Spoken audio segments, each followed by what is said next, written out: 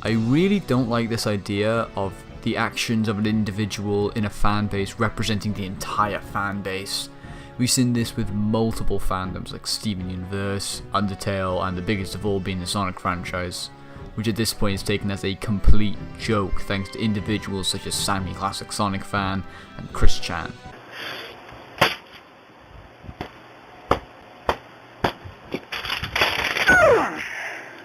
I just wanted to clear that out of the way before I started the review because I want people to know I'm not talking about all Godzilla fans when I say this. Honestly, I'm kind of embarrassed with the reaction of many fans to this film and its criticisms. The critics know nothing. I'm not talking about everyone who enjoyed the film, since you're allowed to enjoy whatever you want, but I'm really sick of hearing stupid phrases such as, the critics don't know what they're talking about, and it's a monster movie, not a human movie. Many of these comments are directed towards the fact that the critics don't understand Godzilla, which is no excuse for not being able to have a valid opinion on the film. The point I want to get across with this video is not only that there are many valid criticisms to be had with this movie, and that just being a Godzilla fan doesn't automatically make the film any good. I should probably mention that I am a massive Godzilla fan and do love many of the Godzilla movies. I really wanted this and the Gareth Edwards Godzilla to be good movies, and I'm still anticipating Godzilla vs. Kong to be a good movie, even if odds are against it. This succeeded greatly with Skull Island, so I definitely don't think the MonsterVerse is over or hasn't had any good entries. I should also mention this video will be filled with spoilers for the entire film, and I'll try and use minimal footage of the trailers during the review, most likely using my own substitutes. Yeah, the only problem I've got with these guys is that Rodan's a little bigger than the rest of them. I have a small Rodan. So yeah, just gonna... I know it may look like it, but Rodan's a lot smaller in the film. But yeah, it's better than getting copyright struck, so that's what we have to deal with.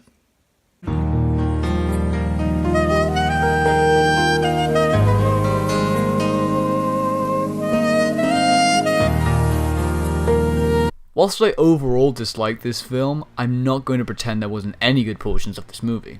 Michael Dougherty definitely got one thing right with this movie, and that is the monsters themselves. Not only have all monsters been given unique but faithful redesigns, but they are also full of personality and character. This has only been done to this extent in the earlier Godzilla movies, and are the ones most would consider cheesy and childish, so this was definitely a decision which paid off. Godzilla plays the role of an anti-hero similar to his depiction in the 2014 movie. He seems a little more aggressive in this one though. He tries to intimidate his opponents more often, and his rivalry with King Ghidorah is quite fierce, which makes sense as they both have the same end goal in mind. For lack of a better word, Godzilla feels like a vengeful king trying to get his throne back. In terms of the other monsters, Mothra is shown to be a very godlike figure with bright lights surrounding her whenever she appears. Despite this, she's easily the most underdeveloped of all the monsters, as at first it seems like she may have a bond with the main characters, but it ultimately goes nowhere and she's forgotten until the end. Rodan is another monster without much of a role, but many of his scenes he's teamed up with another monster. Rodan is more or less Godzilla and Ghidorah's bitch throughout most of the film, and is kind of a bonus monster. However, the best part of this entire movie was easily the portrayal of King Ghidorah. This is my new favourite version of Ghidorah, and he's not only menacing, but it finally feels as if someone actually decided to do something creative with the fact that he has 3 heads, making them bicker throughout the entire movie. They're able to get him fighting and moving in a multitude of poses, which shows off the sheer size and magnitude, which comes off as very intimidating. And honestly, the models for all the monsters are fantastic, including Ghidorah's especially. The fights are pretty excellent, with every monster having its own style of fighting and abilities. At least in the case of Godzilla and Ghidorah. You do see Rodan fight both Ghidorah and Mothra during the film, which looks fine, but in most shots, it looks like a giant tumbleweed being thrashed about. There are some pretty well done and fantastic shots, such as Rodan getting stabbed by Mothra and Godzilla's way of finishing Ghidorah, which is utterly amazing. What I find most interesting is the many scenes which take heavy inspiration from other Godzilla movies, with some being direct homages. You have Mothra's death being taken straight out of GMK, Ghidorah's weird energy sucking attack from Final Wars, and Rodan emerging from a volcano like it did in the Heisei series. Other than monster scenes, the film also had a fantastic soundtrack by Bear McCreary, despite its overuse of chanting. Whilst I adore the fact that they used many of Akira Ifukube's tracks and remixes of his music, many didn't blend very well with the film's overall sound. The soundtrack is still great and fits the movie amazingly. For many people, this is all they would want, and I agree, these parts of the movie are well done and deserve praise. This isn't the entire movie though, and the other half doesn't have the same quality.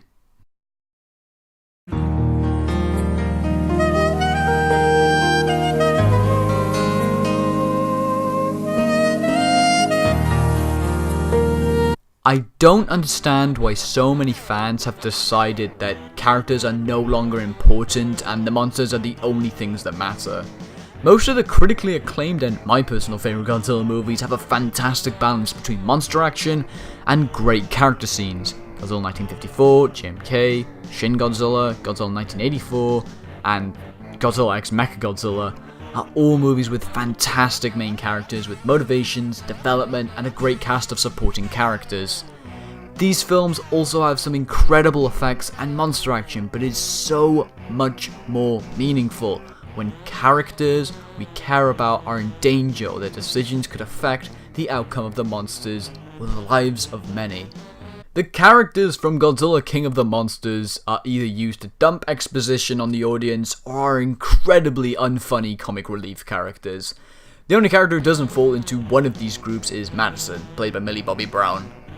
She does have motives and is definitely well acted, but has no personality to speak of except slightly rebellious teenager. You can understand her struggle with her constantly arguing parents and not having them listen to her. The only problem is there isn't any time given to try and expand upon this character, which leads to the audience not feeling anything for her. Vera Farmiga's character goes through an incredibly rushed arc of being held hostage alongside her daughter, and then agreeing with the person holding her hostage that they should awaken all the monsters so they can make a better world for humans to live on. I don't understand how in any way she would agree with someone who's basically saying, let the world burn because of how humans have mistreated the earth. This is a very extreme opinion to develop after a couple hours worth of convincing from someone who kidnapped you and your daughter, who also kills people in Monarch rather than trying to reason with them. She also has lost one of her children during the 2014 attacks, which doesn't have any effect on her character, as she still doesn't care for her daughter until the end of the movie. In the span of a couple more hours, she completely changes her opinion and sacrifices herself, which, at least for me, had zero impact on me. Talking about Charles Dance's character, he may be one of the dullest characters in the entire movie. Whilst his performance is fine, he doesn't come off as threatening whatsoever, which is really disappointing because if you've seen Game of Thrones, you know he can be threatening. Don't act like fools. There is nothing interesting about him, he has no impact on the film and could have been changed with anyone, like many of the exposition-filled characters which have only one purpose. Carl Chandler's character is also a very uninteresting character with no development other than he no longer dislikes Godzilla, which has no real reason of happening. These characters are all quite dull, but at least they work despite not being entertaining at all. This can't be said for Bradley Whitford and Thomas Middleditch's characters, who are some of the most painfully unfunny characters I've seen in any Godzilla movie, including the 1998 movie. Yes, the one with Matthew Broderick. That's a lot of fish. The only jokes both characters say are about them being scared or a joke about the monsters mating, which gets old very quick. But by far, the worst character in the movie has to be Ken Watanabe as Dr. Sarazawa, which I know will annoy a lot of people. Hear me out. For a comparison, the character it's based on, Dr. Sarazawa in the 1954 original, was a character who developed a weapon which had the ability to kill Godzilla. He's reluctant to use the weapon because of how it could be used in warfare, similar to the atomic bombs which struck Japan. There is also the moral dilemma of whether to kill the monster or not. In the end, he decides to create one copy of the weapon, and destroys any information that can lead to the recreation of such a weapon, including himself. Dr. Sarazawa in this movie has one personality trait during both of the movies, which is that he likes Godzilla and believes that the monsters shouldn't be killed. He decides to sacrifice himself because he likes Godzilla, and just felt like sacrificing himself to be a hero, which is never built up to in his character. The moment is clearly trying as hard as it can to make you emotional for the character, even with a scene where he touches Godzilla, which just comes off as a cheap move to make you feel as if the two characters had some kind of connection. This kind of character was done much better in Godzilla vs. King Ghidorah, who had half the screen time and a not so forcefully emotional end to his character.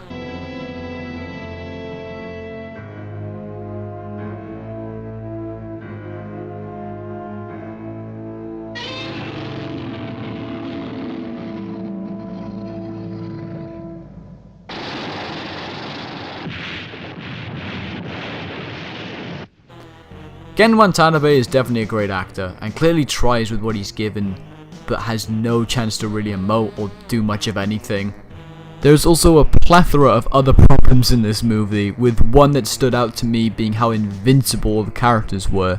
People get thrown around by the monsters or get electric beams shot at them only to just walk it off or run away from it. I know that they wanted the characters to be close to the monsters, but it doesn't work when the only two deaths are sacrifices, and everyone else survives some incredibly brutal injuries or very, very dangerous situations. A couple deaths from secondary or main characters could have made the monsters a bigger threat and make them more fierce. I wouldn't say plot armor though, as most characters which nearly die don't have any importance in the movie. At least when Bryan Cranston's character died, it gave the main character a motive and showed off the severity of the situation. Another problem I had was with the Orca, which is this device which can control the monsters by using different alpha radiation frequencies. I don't understand how only one of these were made and how it can't be replicated in any way. Also, only one person can control it, despite the fact Madison does it later in the film. It's never explained how powerful it is. All it seems to do is enrage or calm monsters down rather than it actually controlling monsters directly, which is what Charles Dance's character needs for it to do. They also used the Oxygen Destroyer, which was only used for fan service, as all they needed was for Godzilla to be weakened, which Ghidorah and Rodan could have done easily. The weapon comes out of nowhere, with it just being mentioned halfway through the film to have no plot impact at all. The cinematography is pretty great during the monster scenes with some fantastic angles, but the human scenes are very shot reverse shot during conversations, or all of them looking at a big exposition screen with someone on there. I think the pattern is pretty obvious at this point. The monster scenes and everything around them for the most part is pretty great, and I can't deny the film succeeded at bringing these monsters to the big screen. I can't say this about the 2014 film, as both of the monsters and human scenes were pretty lackluster, with its constant cutting away and hard to see fights. King of the Monsters has great, well thought out monster action, whilst the human cast goes from passable to dull and at times irritating.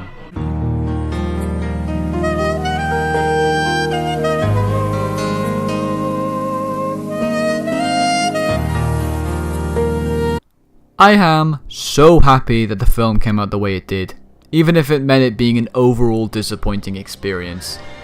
In America and a couple other places outside Japan, most people know who Godzilla is and where he came from, and possibly a couple of the monsters. In the UK, only 2 of the Japanese films have been released on DVD and are accessible, which include the 1954 original and King Kong vs. Godzilla. This means most British people aren't aware of any of the Japanese movies, with most only knowing the Roland Emmerich movie for a time. This movie should hopefully introduce the British public to the vast world of Godzilla monsters and movies to create new Godzilla fans. As sad as it sounds, this genuinely means quite a lot in the grand scheme of things. It's similar to when Thanos was in Infinity War. A fairly unheard of character only comic book fans know is a household name that nearly everyone and their grandparents knows. When I hear Mothra and Ghidorah come up in regular conversation, it honestly puts a smile on my face. I hope this impact reaches all over the world and leads to more and more people being able to enjoy the franchise. And for a release of all the movies on Blu-ray in Region 2. That's all I ask. See ya.